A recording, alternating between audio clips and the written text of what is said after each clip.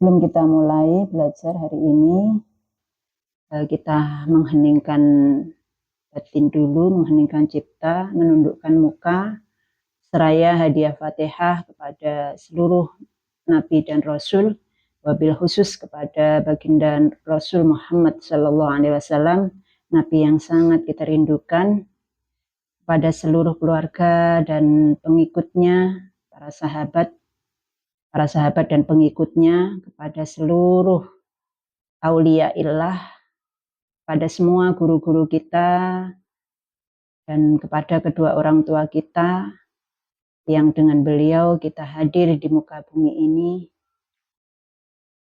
kepada keluarga kita dan saudara-saudara kita, khususnya kepada roh, jiwa, dan tubuh kita, dengan harapan kita dibukakan pintu kefahaman, dibukakan pintu kecerdasan, dibukakan pintu hidayah,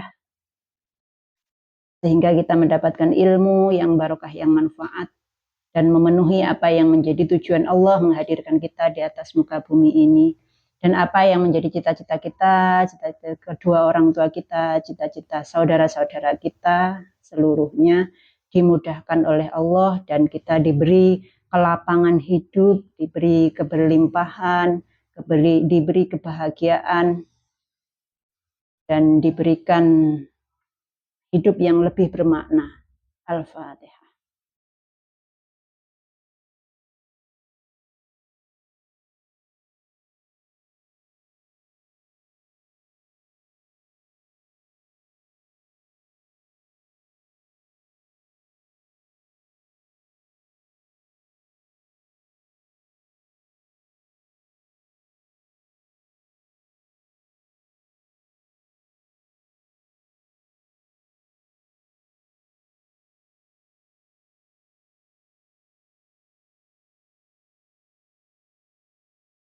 Saya, kita lanjut yang kemarin kita bahas tentang status kita sebagai khalifah fil ardi, ya.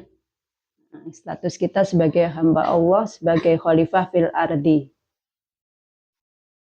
Ciri-ciri orang yang sudah menjadi khalifah fil ardi apa kemarin? Spill dulu biar agak ingat-ingat, sambil ingat-ingat yang kita kemarin apa cirinya? Apa?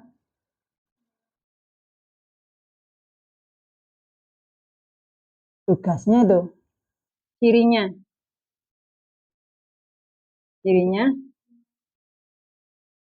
kalau tugasnya kemarin tugasnya merawat, terus melestarikan, gitu ya, mempercantik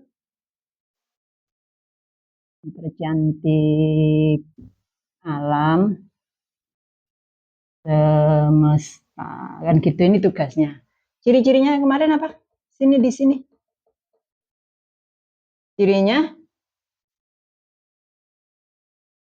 hablum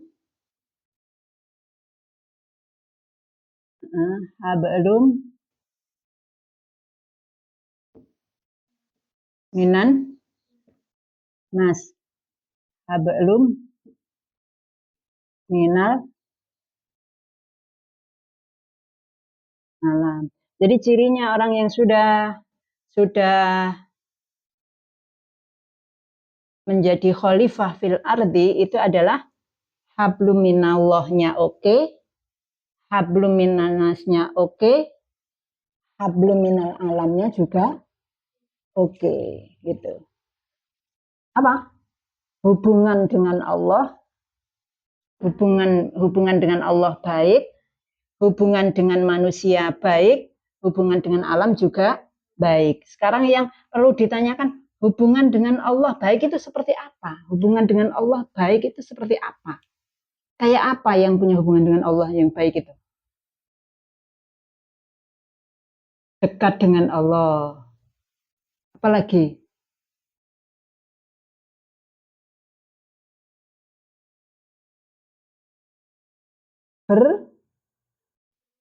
berserah. Jadi hubungan Allah yang baik itu, hubungan kita yang baik dengan Allah itu adalah hubungan yang apa katanya? Kita sebagai orang Islam. Islam itu artinya berserah. Jadi tidak ada ini ya, hubungan hablum minallah yang oke itu dia sudah tidak buruk sangka. Tidak ada buruk sangka. Tidak ada buruk sangka sama sekali terhadap realitas. Terhadap peristiwa yang terjadi di dalam kehidupan kita. Ini tidak ada buruk sangka sama sekali. Yang ada apa? Yang ada justru husnudzon. Selalu berbaik sangka kepada Allah. Karena apa? Karena Allah itu sang kecerdasan. Sang kecerdasan yang mampu merubah realitas yang terjelek menjadi realitas yang terbaik gitu. Seperti kemarin contohnya ketika peristiwa gunung meletus misalnya, anggaplah gunung meletus. Saat terjadi gunung meletus, orang kan menganggap itu suatu peristiwa yang bencana, kan begitu. Bencana. Tetapi saat itu dia melihatnya sebagai bencana. Tetapi beberapa tahun kemudian justru menjadikan itu tampaklah itu keberkahan. Karena apa? Karena setelah terjadi gunung meletus, kemudian alam itu melakukan keseimbangannya, dan di situ lahar-lahar akan jadi apa? Justru menjadi subur karena adanya lahar itu yang kemudian ya dia melakukan reformasi alamnya. Jadi setelah beberapa tahun kemudian, beberapa tahun setelah terjadinya gunung meletus, pasti itu menjadi lebih subur itu. Tanah menjadi lebih subur gitu. Nah, kehidupan manusia juga seperti itu. Kehidupan manusia pun juga seperti itu. Jadi ketika seseorang misalkan mendapatkan permasalahan, oke lah saat itu dia mengalami sebuah permasalahan, aduh, aku ya dapat masalah nih, berat nih gitu ya. Tapi tunggu dulu, itu koma itu masih, jangan titik gitu. Itu koma, jangan dianggap titik. Masih ada perjalanan yang harus kita alami gitu. Kita ambil hikmah di belakangnya. Gitu. Di belakangnya pasti ada peristiwa yang sudah disiapkan oleh Allah, itu yang terbaik untuk kita. Itu namanya baik sangka kepada Allah. Baik sangka kepada realitas. Karena apa? Karena yang menciptakan realitas ini Allah. Allah ada di dalam setiap realitas, ada di dalam setiap peristiwa yang terjadi di dalam kehidupan kita. Gitu. Ini namanya hubungan Allah yang baik. Ya nanti ya ada ya harus melaksanakan ibadah dan sebagainya, melaksanakan rutinitas yang menjadi kewajiban secara syariat ya kita laksanakan juga itu gitu. Secara tauhidnya itu begitu. Jadi secara tauhidnya itu tidak pernah berburuk sangka kepada Allah. Dan semua perkara itu adalah Allah yang nomor satu. Jadi kita menomorsatukan Allah. Satu ini tadi tidak buruk sangka ya, tidak buruk sangka. Dua apa? Menomorsatukan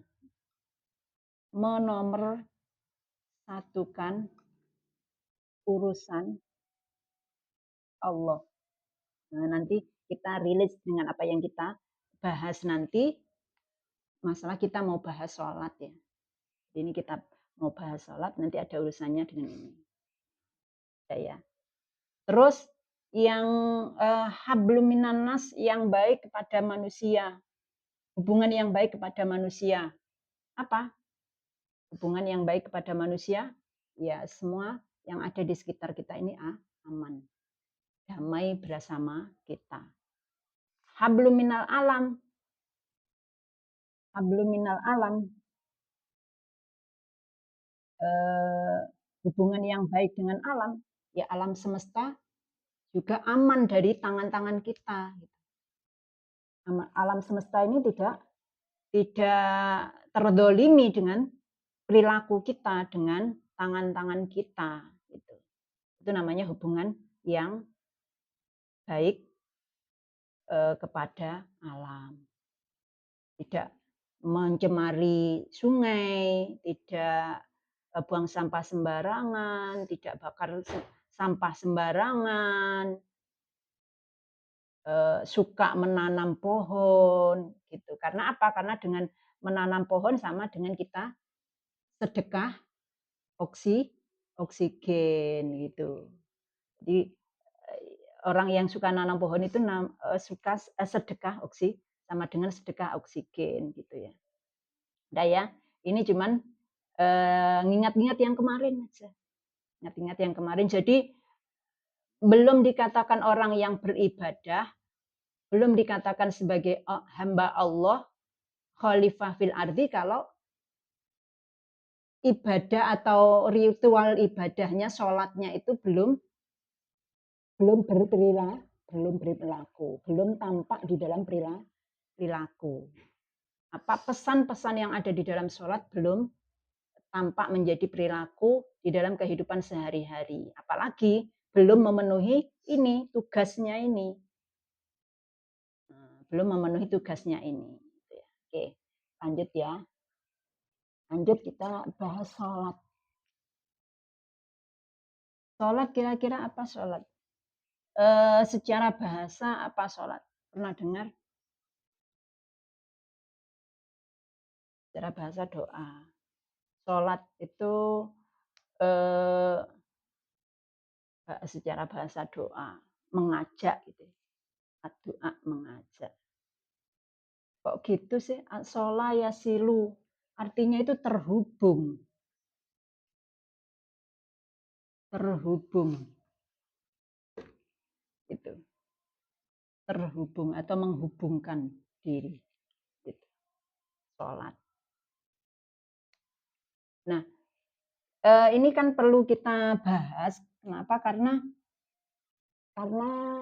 kemarin kan kita harus sholatnya itu sholat yang khusyuk. Jadi sholat yang dimaksud di sini adalah sholat yang khusyuk yang ada maknanya, yang mengandung makna. Mengandung makna. Bukan yang sholat seperti olahraga gitu. Jadi sebenarnya sholat itu adalah fasilitas dari Allah yang diberikan kepada kita untuk kita ini punya waktu untuk diri kita gitu.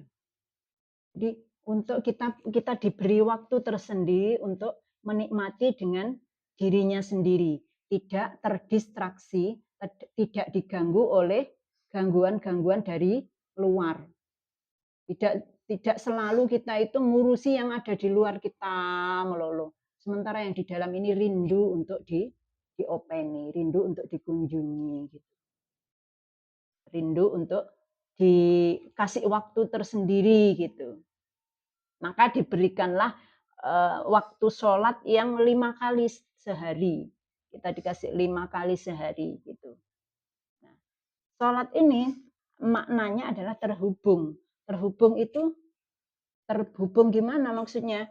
Terhubung antara diri sejati kita yang sang percikan ilahi. Sang percikan ilahi ini atau diri lapisan jiwa kita terhubung dengan sang percikan ilahi. Gitu. Diri kita, ego kita ini terhubung dengan diri sejatinya yaitu sang percikan ilahi atau roh. itu. Gitu.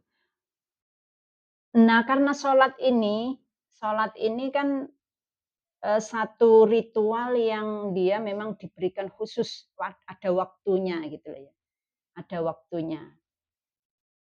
Kalau istilahnya istilahnya satu pertemuan itu adalah yang formal, pertemuan formal pertemuan formal, rapat formal kayak gitu. Pertemuan formal kita dengan Tuhan. Maka formalitasnya, ini ada formalitasnya, maka di situ melalui beberapa formalitas, beberapa eh, apa namanya,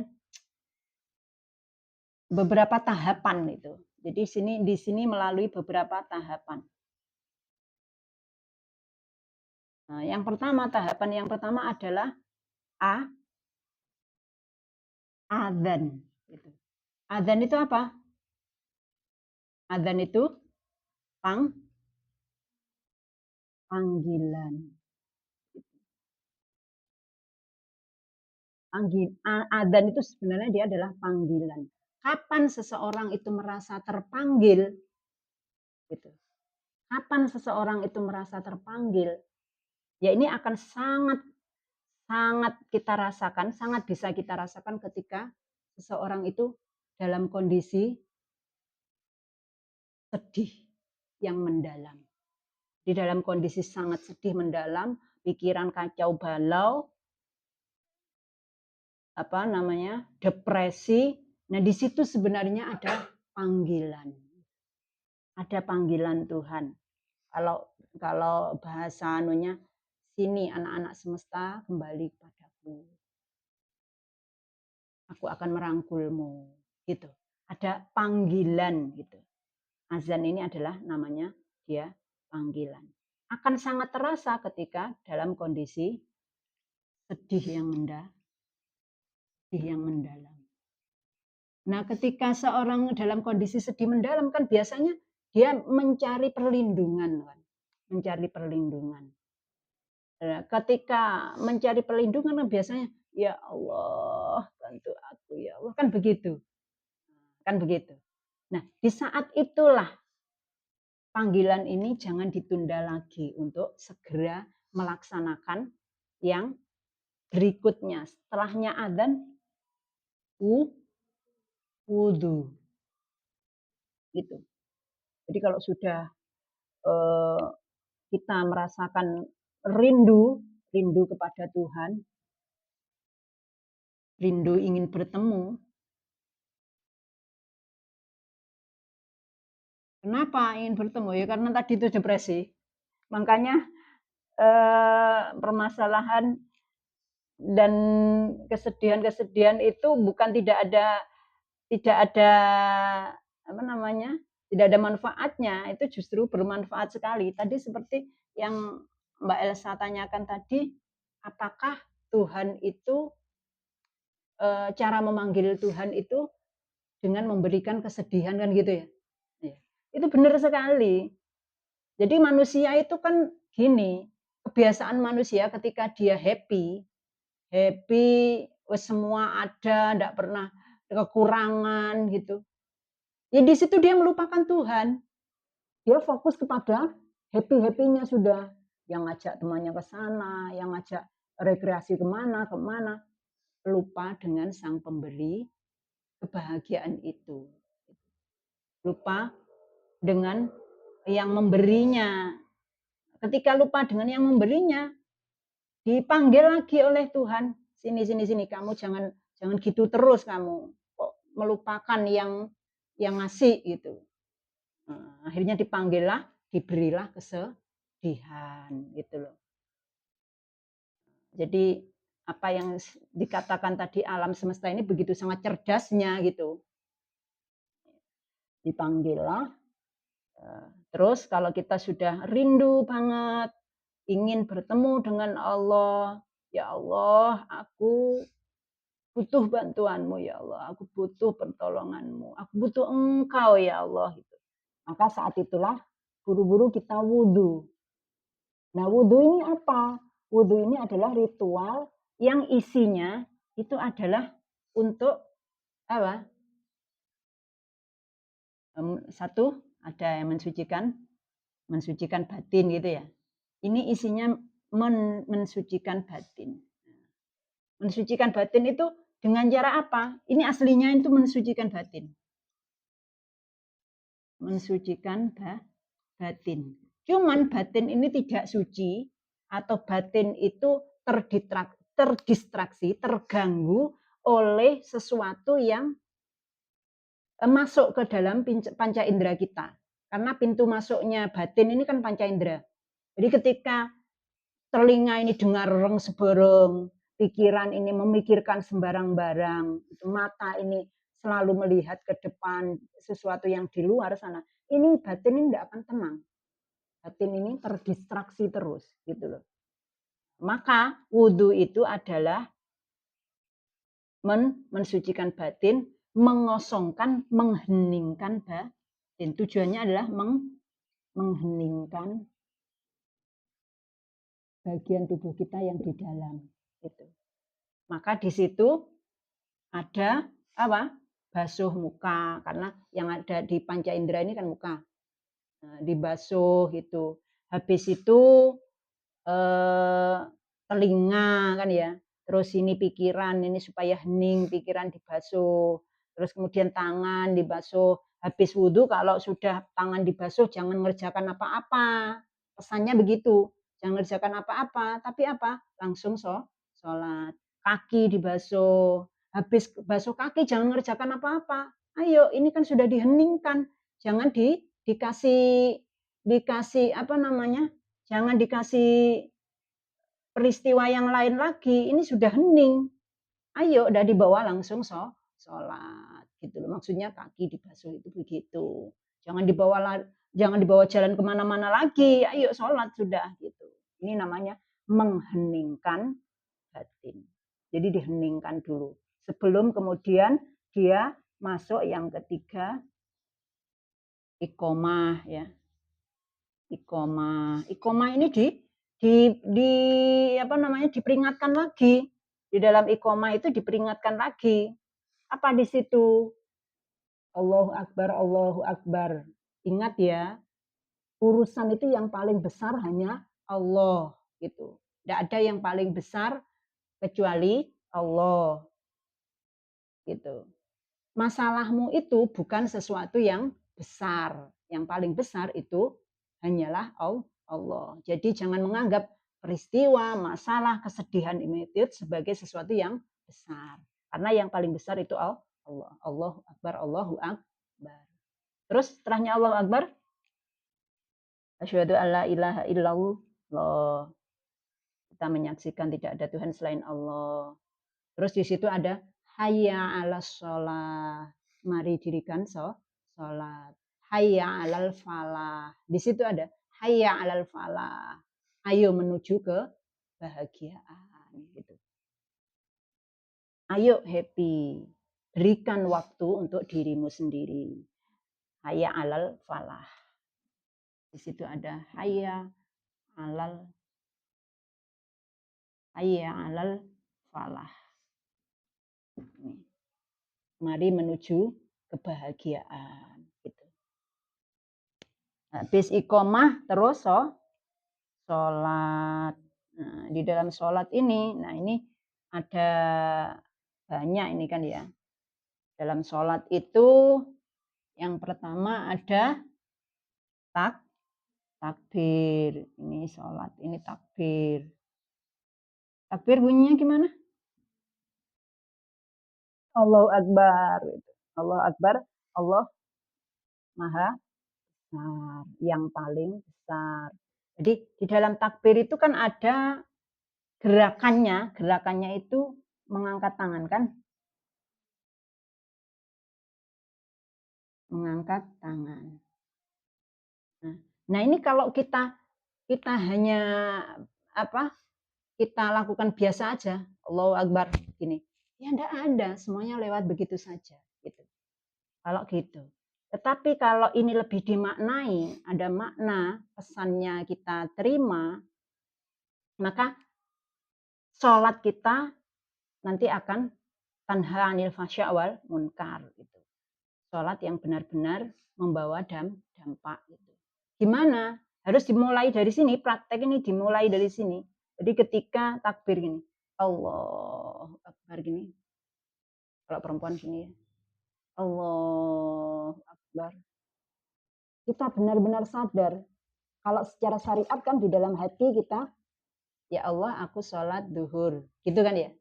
Nah, dimaknai juga sambil dimaknai bahwa tidak ada sesuatu yang lebih besar. Semua yang paling besar itu adalah cuman Allah. Dan ini ada kata gerakan seperti ini adalah gerakan seperti orang menyerah itu. Ya Allah, aku sudah tidak mampu ya Allah. Aku berserah kepadamu. Gitu. Aku tidak ada ya Allah. Gitu. Seperti ketika bank, misalkan ada bank dirampok sama orang, didatangi perampok, masuk ke dalam bank. Di dalam bank itu ada banyak orang, ada kasir, ada anu. Kan orang kalau sudah ada yang merampok kan gini kan tangannya. Kan enggak mungkin gini, kan enggak mungkin gitu. Karena apa? Karena kita sudah takut kepada itu, yang tadi itu. Pasti kalau dirampok ini kan gini tangannya. Ya aku berserah. Gitu.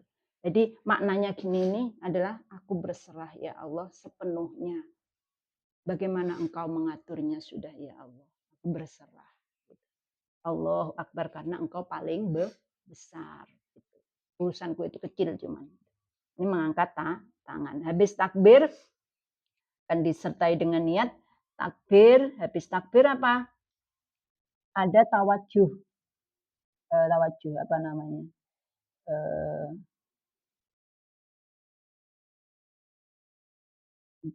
Habis takbir, Allahu Akbar. Kabiru walhamdulillahi katsiro itu ya. Wa subhanallahi bukrata wa asila. Wajah tuh ini tawajuh namanya. Wajah tuh wajhiya lilladzi fataras samawati. Nah, di sini nih tawajuh. Wajah tuh. Kalau biasanya orang-orang gini, ini wajah tuh itu ya. Kalau yang di fikih itu yang benar wajah tuh. Gitu. Yang benar itu wajah tuh wajhiya lilladzi fataras samawati. Wajah tuh wajhiya lilladzi fataras samawati wal ardo. Artinya apa ini? Wajah tuh wajhiya. Aku hadapkan muka hatiku kepada zat yang menciptakan langit dan bumi. Jadi saat tawajuh ini wajah tu wajhiya gitu ya. Biasanya ya. Ini wajah tu wajhiya alladzi fataras samawati. Aku hadapkan muka hatiku ini batin yang ada di dalam tubuh yang di dalam ini aku hadapkan kepada zat yang menciptakan langit dan bumi. Kemarin kita sudah ada persaksian kan seperti kesadaran itu adalah kesadaran ada yang menyaksikan kita gitu.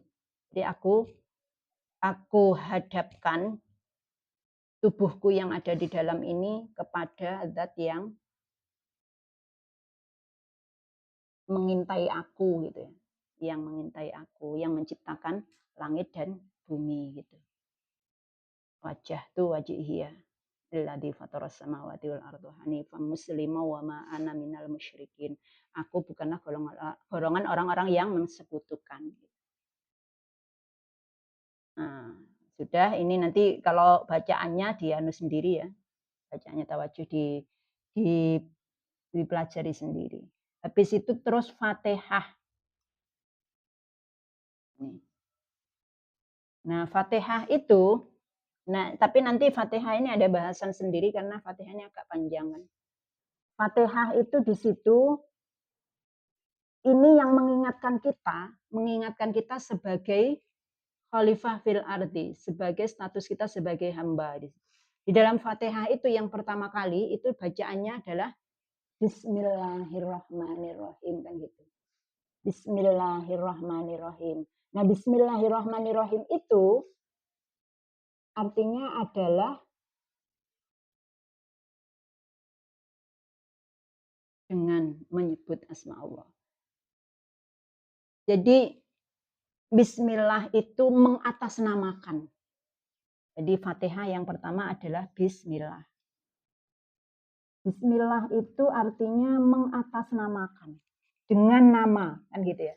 Dengan nama Allah. Itu artinya adalah mengatasnamakan. Mengatasnamakan.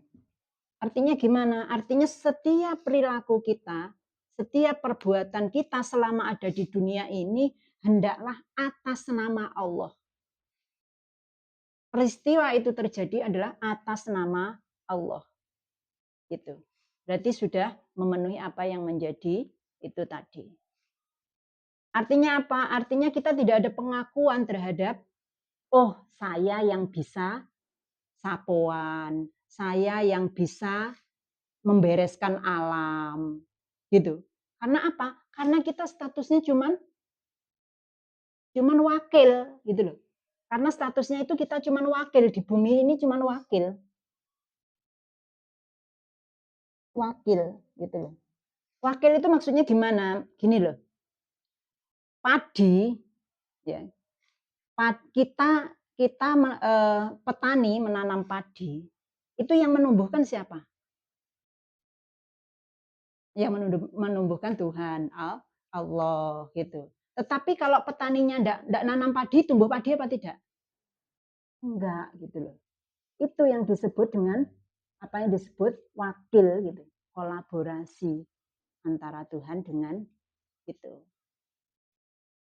Jadi yang menumbuhkan tumbuhan itu Allah, Tuhan.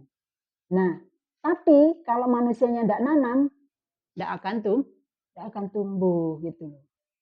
Itulah, jadi manusianya naruh benih dulu, nanti Allah yang menumbuhkan. Yang menumbuhkan bukan petani. Yang nyebarkan benih padi disebar ya manusia. Kalau manusianya enggak nyebar benih padi, ya enggak tumbuh padi dong. Gitu. Itu yang disebut dengan mengatasnamakan atau wakil. Jadi kita, apa yang kita lakukan di muka bumi ini adalah hanya mewakili. Gitu, hanya sebagai wakilnya Tuhan, hanya sebagai apa? Khalifah fil ardi. Dan semua manusia itu dibekali sudah masing-masing dibekali dengan apa yang disebut bakat gitu. Manusia lahir itu di muka bumi ini semua bawa bakat masing-masing, tidak sama. Jadi satu kelas, misalkan satu kelas tidak akan sama bakatnya. Ada yang bakatnya nulis, ada yang bakatnya ngomong, ada yang bakatnya gerak melolo, olahraga gitu. Ada yang bakatnya di bidang biologi, ada yang bakatnya di bidang fisika, ada yang bakatnya di bidang bahasa Inggris gitu. Dan ini punya peran masing-masing. Yang bakatnya di bidang kedokteran, ya dia menjadi khalifah fil ardi di bidang dokteran. Dia membantu manusia untuk bagaimana menjaga kesehatannya gitu. Bagaimana kalau dia sakit, ya itu tugasnya dokter. Nah, yang jadi petani, yang punya bakatnya jadi petani, dia apa? Menjadi khalifah fil ardi di bidang pertanian. Tugasnya apa ya? Menyiapkan itu kebutuhan pokoknya apa gitu. Kebutuhan pokoknya apa gitu. Karena apa? Karena enggak bisa semua diselesaikan oleh satu orang. Makanya jangan sampai ada perasaan merasa lebih penting daripada yang lain. Karena semua itu penting. Di muka bumi ini semua penting. Yang petani penting di bidangnya, yang dokter penting di bidangnya, yang kiai penting di bidangnya, yang guru penting di bidangnya, yang tukang becak juga penting di bidangnya. Gitu. Semua penting gitu. Karena tidak bisa selesai oleh satu orang gitu. Semua punya tugas masing-masing. Punya menjadi wakil Allah di bidangnya masing-masing gitu.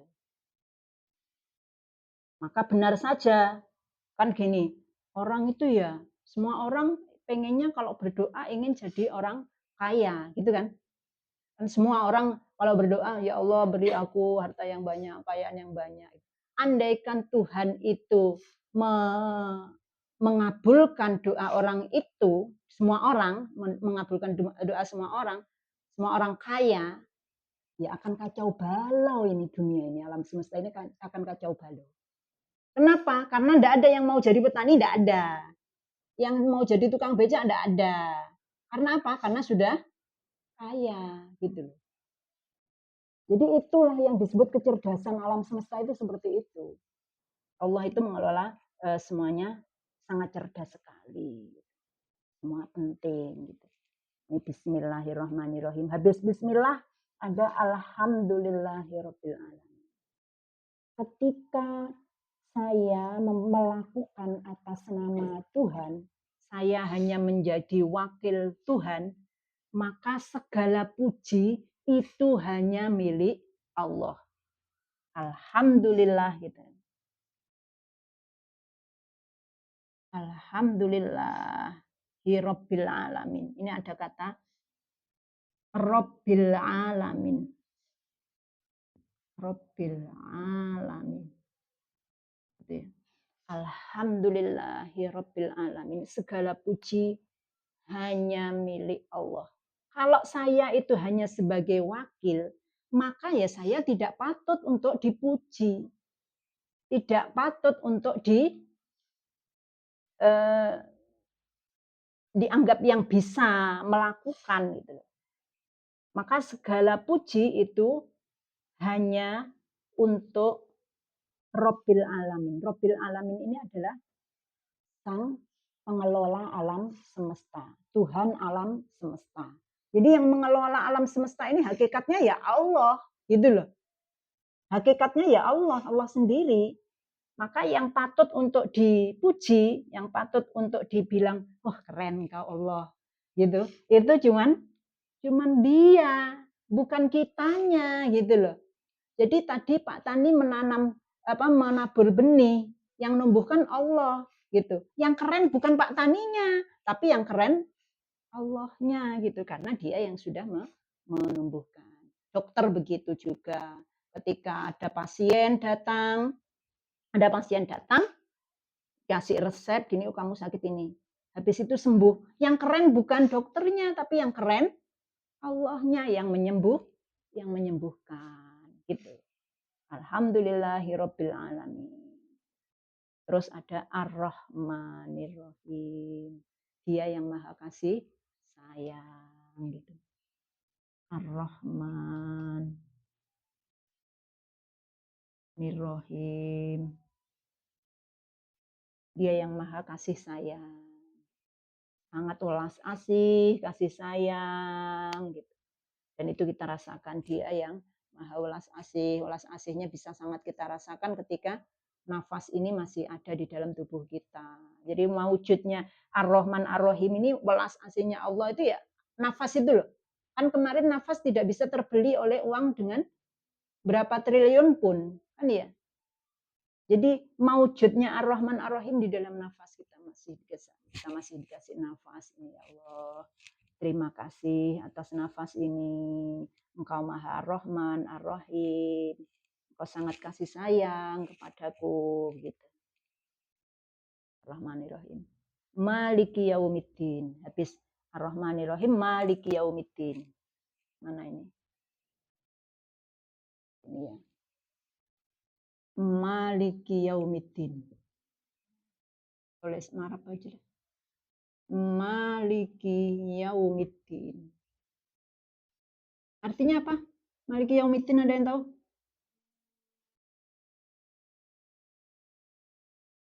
Yang merajai hari kebangkitan. Dia yang merajai hari kebangkitan, yang menjadi raja di hari kebangkitan. Maksudnya gimana?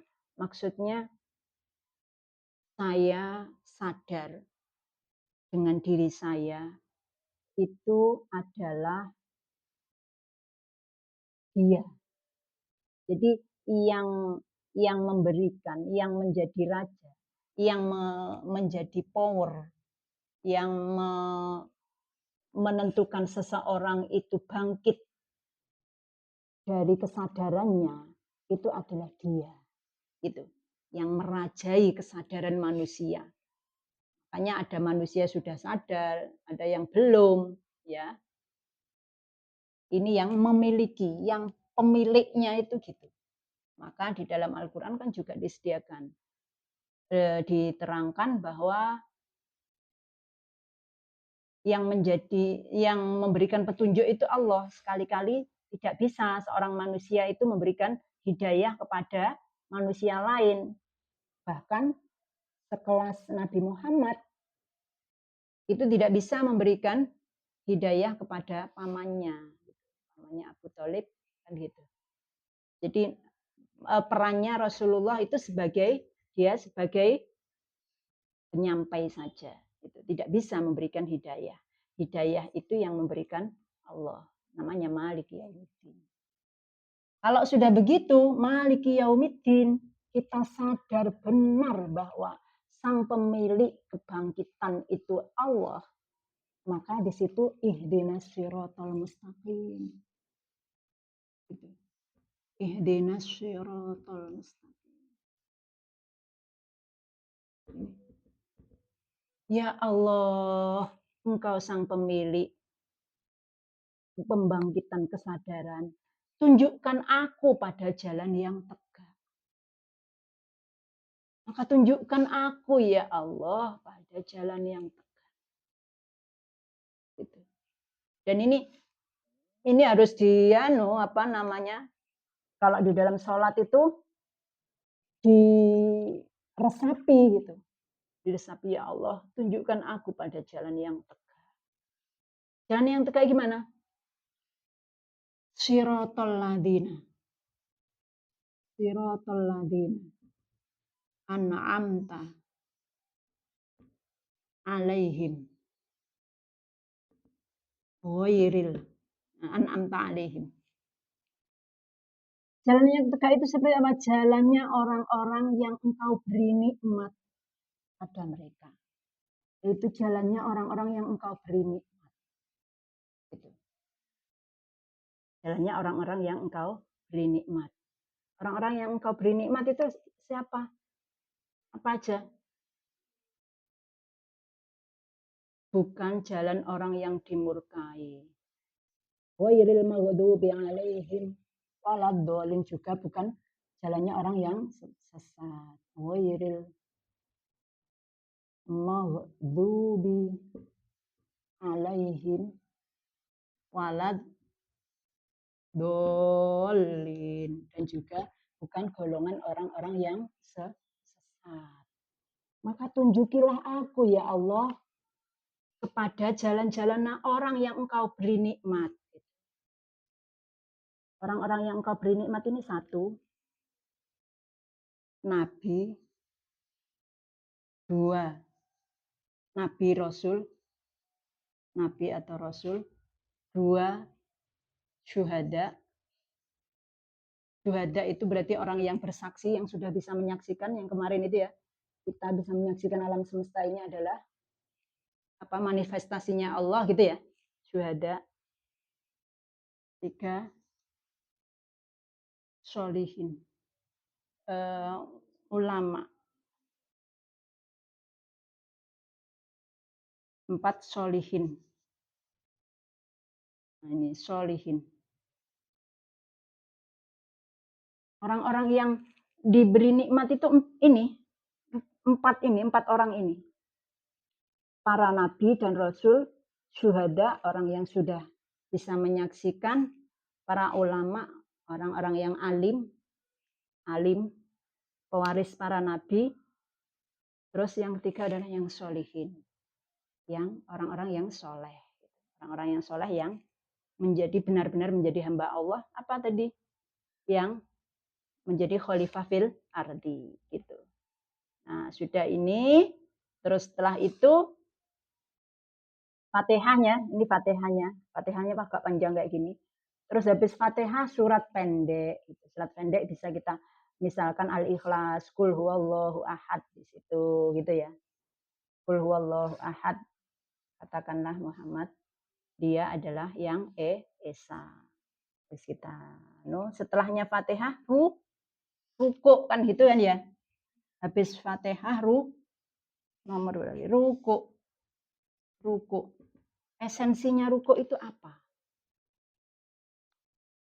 Ruku itu adalah eh, menetralkan antara otak dengan hati. Maka posisinya kan begini. Jadi kalau orang berdiri begini, ini yang dominan kan otaknya. Ketika orang ini berdiri, maka yang dominan otaknya. Jadi otaknya di level apa namanya? Beta. Frekuensi otaknya di beta. Jadi dia lebih dominan otaknya gini. Maka kita disuruh rukuk begini, ini adalah untuk menetralkan menyelaraskan antara otak dengan hati. Karena orang itu setiap peristiwa itu kan mesti menggunakan otak dan menggunakan hati kan. Jadi setiap kita melakukan apapun pasti menggunakan otak dan menggunakan hati. Referensinya itu dua. Kalau tidak otak ya hati gitu. Maka ketika kita disuruh ruku, itu adalah esensinya kita menyelaraskan antara otak dengan hati. Ketika otak dengan hati ini sudah selaras, ya, menyelaraskan otak, hati. Ketika hati dan otak ini selaras, maka orang ini akan menjadi humble. Humble itu tawaduk. Humble itu tawaduk. Seperti kalau orang Jepang itu gini. Nah, gitu tuh. Kan ruku itu. Gini kan. Terima kasih. Gitu. Kalau orang Jepang gimana? Apa bahasanya? Kalau orang Cina ya, kamsia gitu kan sambil menunggu. Humble gini. Terima kasih. Maka dia akan menjadi humble kepada semua makhluknya Allah. Apa tawaduk bahasanya kitabnya tawaduk kepada semua makhluknya. Aku siap tawaduk kepada semua makhlukmu ya Allah. Gitu. Jadi ruko itu begitu. Dan ini harus dipraktekkan ini. Dipraktekkannya ketika sholat dan nanti juga dibawa ketika di luar sholat. Ya Allah, aku siap tawaduk kepada semua makhlukmu. Pesannya begitu. Jadi jangan buru-buru kalau ruko. Apa? Subhana rabbiyal azimi wa bihamdi. Gitu. Habis itu, kalau kita sudah ruko oleh Allah, dikasih ruko, diangkatlah derajat kita. Akhirnya berdiri. Dikasih berdiri oleh Allah. Ini namanya diangkat derajatnya. Setelah diangkat derajatnya, sang manusia ini, apa ini namanya? Ini tadi iftitah ini namanya. Atau iftitah. Iftitah. Nah, ini setelahnya ruku apa namanya? Iktidal. Iktidal. Nah, ini kan diangkat. Iktidal itu kan dia diangkat dari begini, kemudian diangkat derajatnya oleh Allah menjadi berdiri. Ketika dia berdiri, apa yang diucapkan? Rabbana lakal hamdu. Ini, Rabbana lakal hamdu. Mil'us samawati. Mil'us samawati. Mil'us samawati. Rabbana lakal hamdu. Terusnya ya ini. Rabbana lakal hamdu mil'us samawati wa mil'ul ardi wa mil'u ma syi'ta min syai'in ba'du. Wahai Tuhanku, hanya kepadamu, hanya milikmu saja segala puji. Sepenuh langit dan bumi dan sepenuh semua yang aku tidak ketahui. Gitu. Jadi yang patut untuk dipuji itu cuma Allah. Aku memuji kepadamu ya Allah. Gitu. Aku memuji padamu ya Allah. Rabbana lakal hamdu mil'us samawati wa mil'ul ardi. Nah, ketika seperti itu, ketika sudah mengucapkan segala puji, kemudian sujud. Nah, sujud ini adalah apa? Sujud itu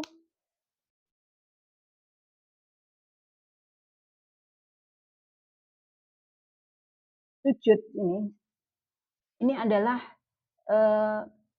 meletakkan ego, meletakkan muka. Ini ya, muka yang kalau orang itu dihormati.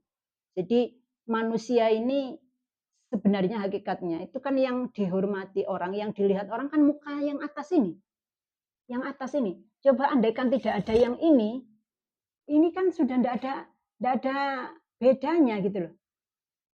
Jadi kenapa orang itu ada yang dihormati, ada yang tidak dihormati? Ini loh, urusan ini sebenarnya. Urusan leher ke atas ini loh. Maka di dalam sholat leher ke atas ini suruh taruh di bawah. Suruh taruh di bawah ini namanya kepala. Kepala yang simbol sebagai simbol kehormatan. Kepala sebagai simbol identitas atau kehormatan. Simbol kehormatan. Ini suruh taruh di bawah. Taruh di bawah begini. Tunduk kepada Allah. Tunduk kepada Allah. Tunduk kepada Allah.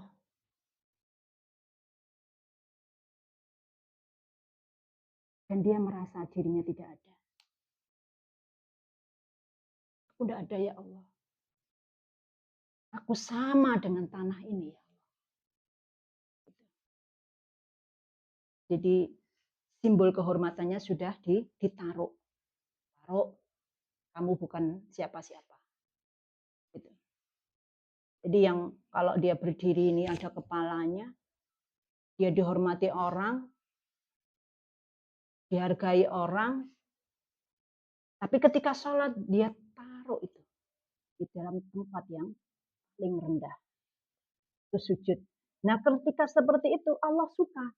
Ini adalah makam di mana seseorang itu kembali kepada back to nature-nya, aslinya dia. Aslinya ini kan tubuh ini aslinya kan tanah katanya.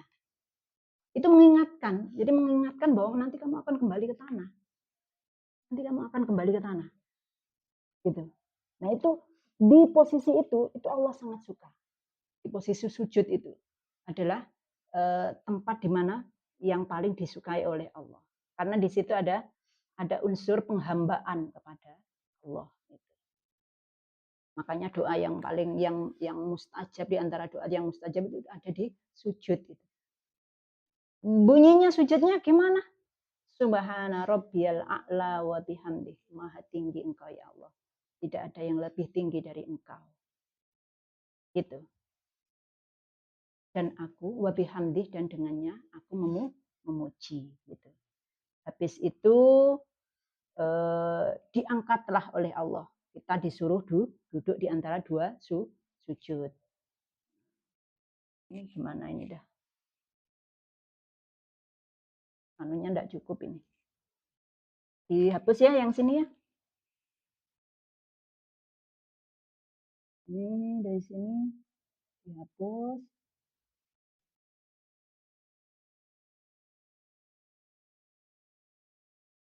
Duduk di antara dua sujud.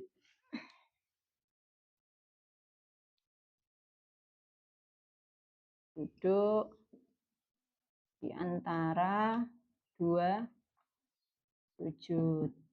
Nah, ketika setelahnya sujud, kemudian diangkatlah oleh Allah derajatnya di situ.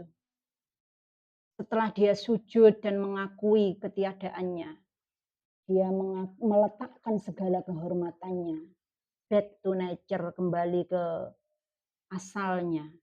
Asalnya dia adalah tidak ada.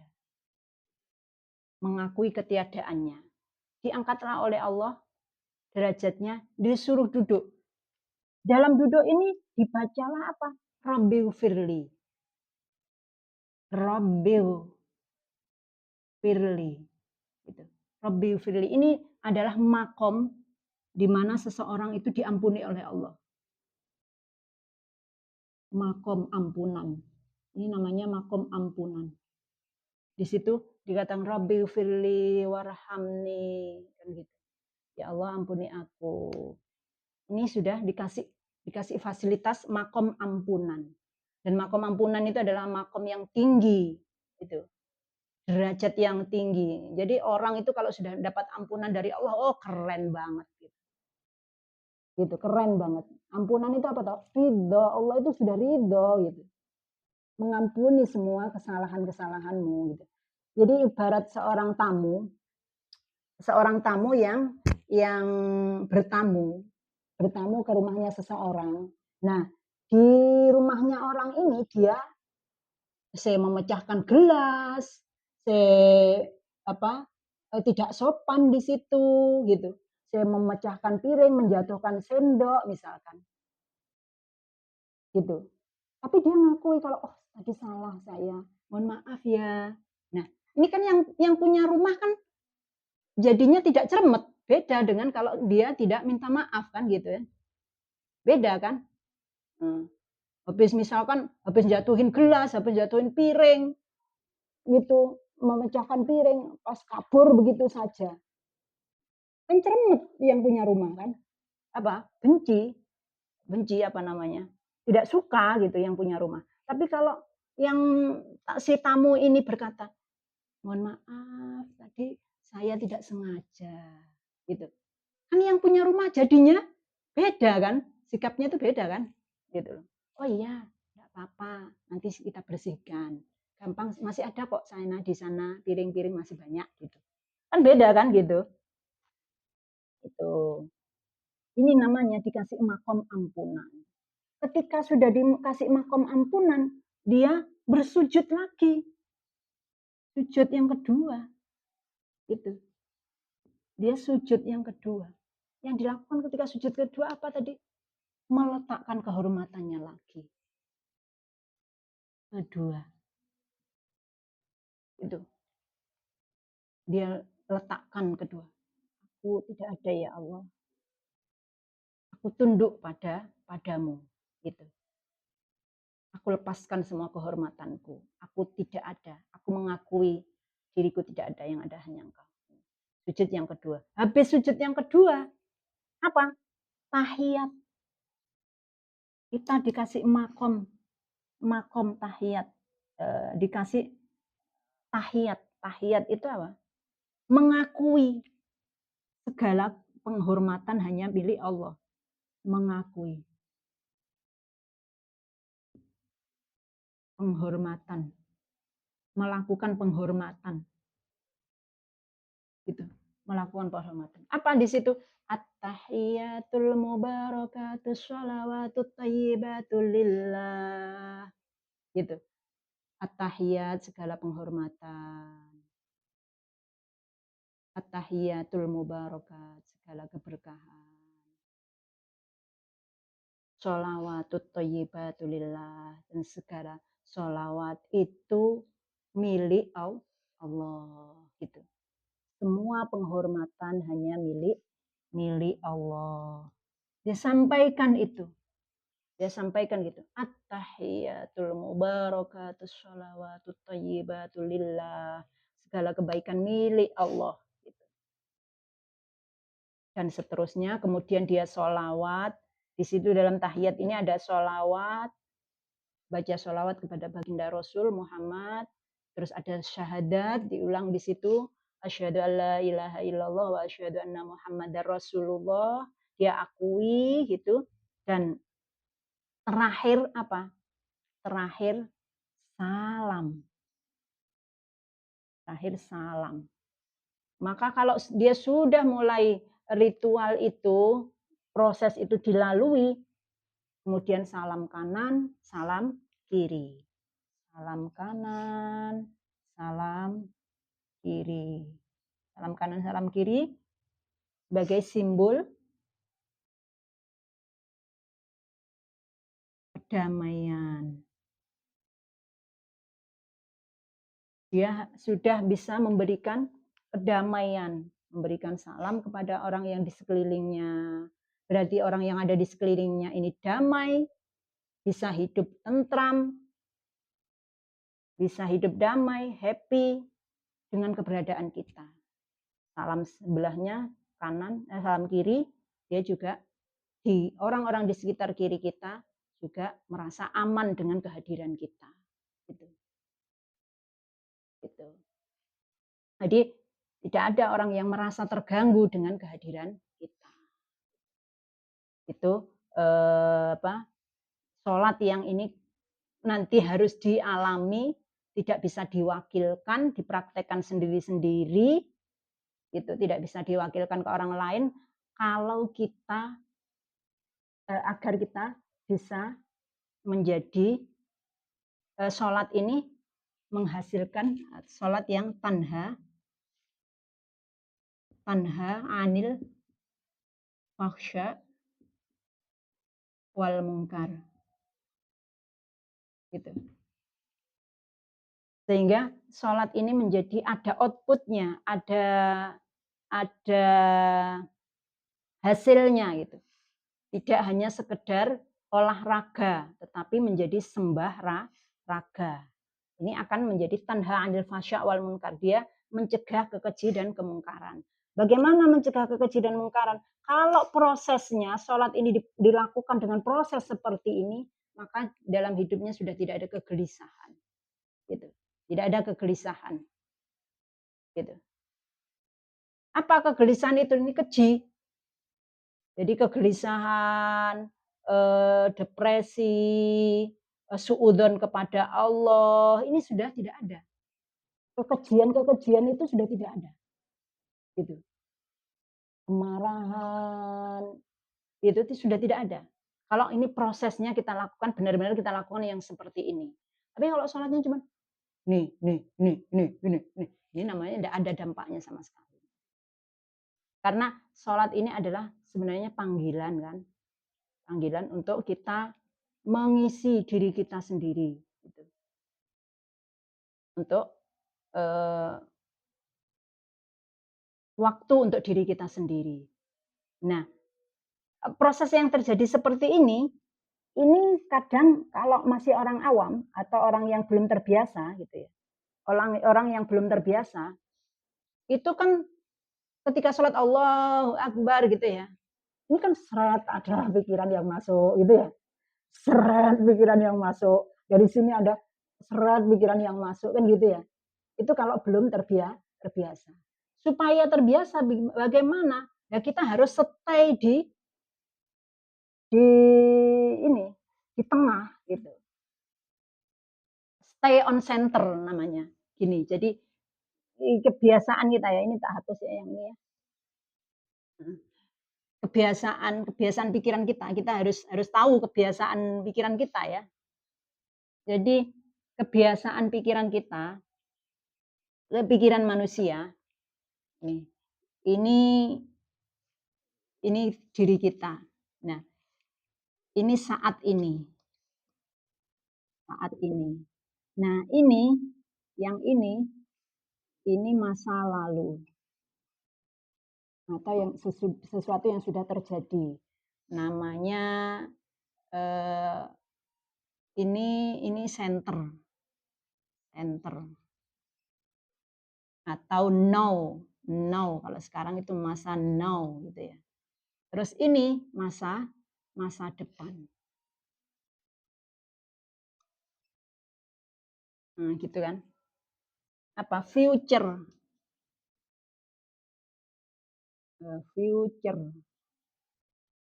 Ini last kan gitu. Ini saat ini masa depan, ini masa lalu. Nah, pikiran kita itu sehari-harinya, setiap saatnya itu suka bermain-main. Suka main ke wilayah ini masa lalu. Kalau dia main-main ke masa lalu, maka yang terjadi apa? Sedih. Apa yang jadi, "Aduh, aku kok kayak gini ya, nasibku," gitu. Sedih. Tapi kalau dia main-main ke main ke masa depan, maka yang terjadi apa?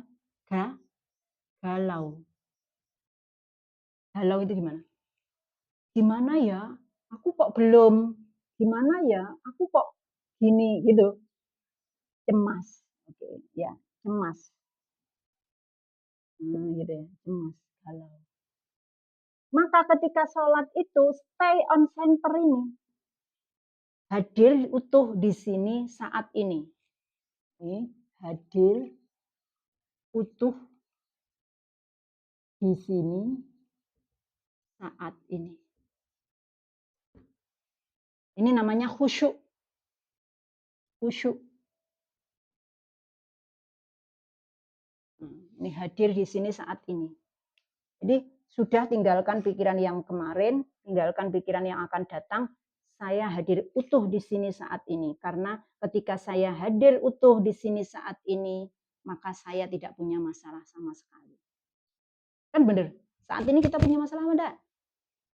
Enggak ada. Kalau kita di saat ini, betul ya, di benar-benar saat ini kita tidak punya masalah. Kalau ada orang yang mengatakan, "Saya loh punya masalah," atau banyak masalah, gitu, berarti dia hadir di masa lalu atau bermain ke masa lalu. Paham ya? Oke? Ada yang didapat ilmunya? Tambah ilmunya? Tambah? Tambah ilmunya? Iya, tambah ilmunya. Jadi nanti tinggal dipraktekkan sholatnya begitu, gitu. Supaya apa? Supaya sholatnya tanha 'anil fasya' wal munkar. Oke, sudah ada yang ditanyakan? Ada, ayo coba.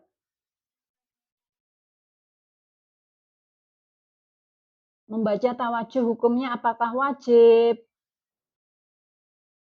Hukumnya apakah wajib? Yang wajib dalam sholat itu ya, ada yang disebut rukun.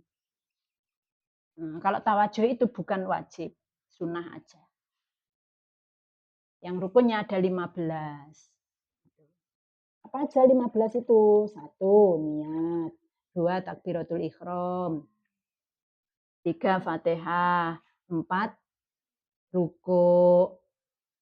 Tumak ninah dalam ruku. Iktidal. Tumak ninah dalam iktidal. Sujud. Tumak ninah dalam sujud. Duduk di antara dua sujud. Tumak ninah di dalam duduk di antara dua sujud. Kemudian sujud lagi. Dan seterusnya tadi. Tahiyat. Gitu. Salam. Gitu. Terus, tidak wajib yang ini. Yang apa? Iftitah itu tidak wajib. Tidak wajib. Mbaknya ada yang ditanya?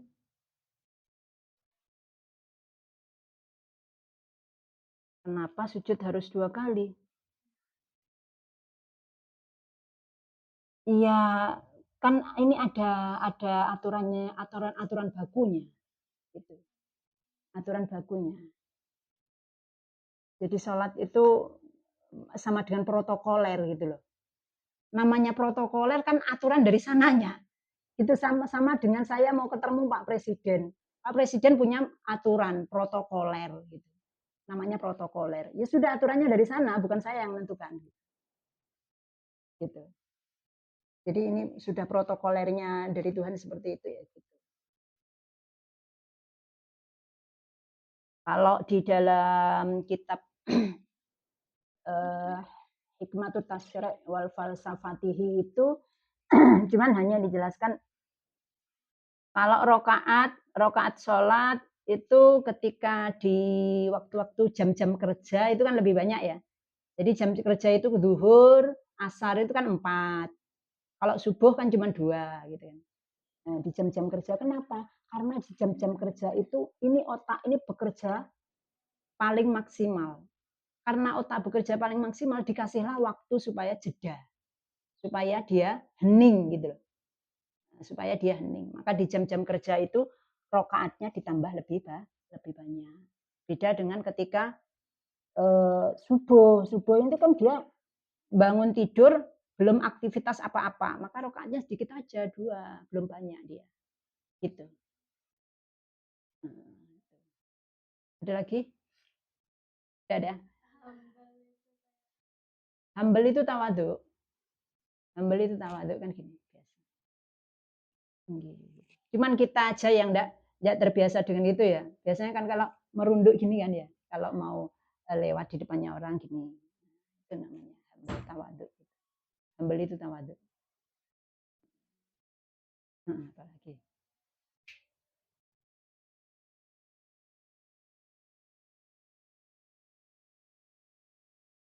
2 rakaat salat tahajud gitu. Jadi kalau di dalam keterangan Al-Qur'an itu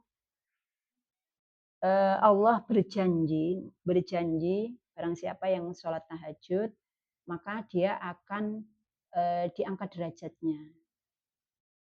Maqamam mahmuda. Asa ayya ba'atha rabbahu maqamam mahmuda gitu ya. Semoga Allah menempatkan dia pada tempat yang terpuji. Nah, tempat terpuji itu apa yang dimaksud? Tempat terpuji itu yang dimaksud adalah makom ampunan. Karena makom ampunan ini adalah makom yang tertinggi, gitu. Jadi seorang hamba ketika sudah diampuni oleh Allah, aduh, keren banget itu. Surga nanti, gitu. Tapi kalau tidak ada ampunan, ya neraka dong, gitu. Karena pilihan cuma ada 2. Gitu. Nah, gimana? Diangkat derajatnya maksudnya gimana? Derajat ya kita kan berada di dalam derajat level gitu. Kalau apa ini apa namanya? Tangga terbawah orang paling jelek, anggaplah paling jelek gitu. Dinaikkan kepada yang lebih golongan orang yang lebih baik. Dinaikkan lagi kepada golongan yang lebih baik. Dinaikkan lagi kepada golongan orang yang lebih baik. Nah, gitu. Maksudnya begitu. Nah, golongan orang yang paling level yang paling tinggi itu katanya ini tadi ketika sudah diampuni oleh Allah. Karena apa? Karena begitu diampuni oleh Allah maka jaminannya surga gitu. Surga. Karena kalau tidak ada ampunan dari Allah berarti pulang kepada Allah masih membawa dosa. Ya nanti ada perhitungan gitu. Ada perhitungan. Layak apa enggak ke surga? Diaudit dulu gitu. Ini layak apa enggak ke surga ini? Difilter. Enggak layak neraka gitu. Maka dinaikkan oleh Allah kepada ini. Yang paling enak, yang damai. Nanti makom tertingginya adalah ini ketika dia mendapatkan ampunan dan dia sudah merasa damai. Kalau sudah dapat ampunan kan damai. Keren kayak. Alhamdulillah, senang wes. Sudah diikhlaskan gitu. Sama dengan kalau kita punya kesalahan sama orang, sudah diikhlaskan, iya, terima kasih ya, sudah diikhlasin. Ada lagi?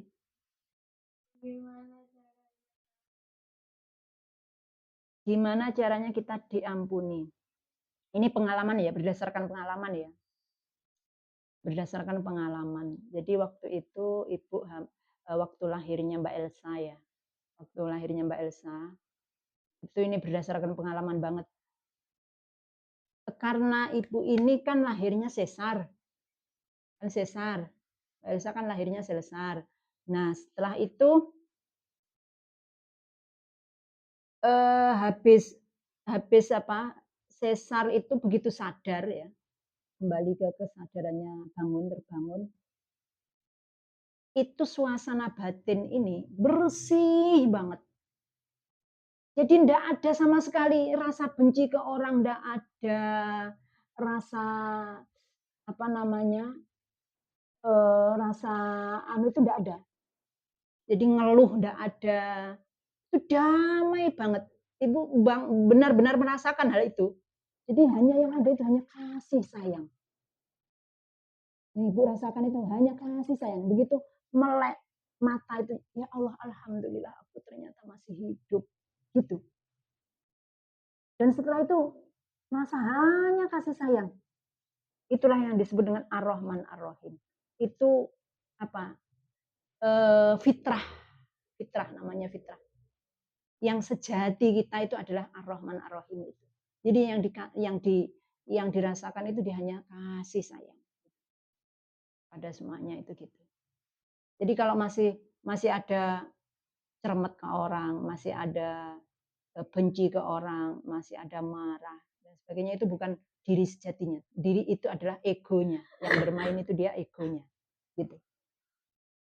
Nah, makanya itu melalui proses sholat ini itu diajari, ego itu diajari untuk dia melemah. Gitu. Diajari untuk melemah. Ayo kamu mengecil aja ego gitu. Yang dominan jangan egonya, tapi yang dominan adalah aku sejatinya. Gitu. Karena aku sejatinya itu tadi Ar-Rahman Ar-Rahim. Karena kan percikan ilahi. Percikan ilahi itu ya Ar-Rahman Ar-Rahim. Gitu. Itu ngukurnya, gimana ngukurnya saya sudah diampuni apa belum? Ketika kita sudah bisa Ar-Rahman Ar-Rahim. Dan di situ ada kedamaian yang damai sekali. Itu by pengalaman lah ya. By pengalaman ini. Bukan katanya. Gitu. Ada lagi? Sudah? Cukup? Cukup ya? Tepuk tangan dulu untuk kita semua. Dadah.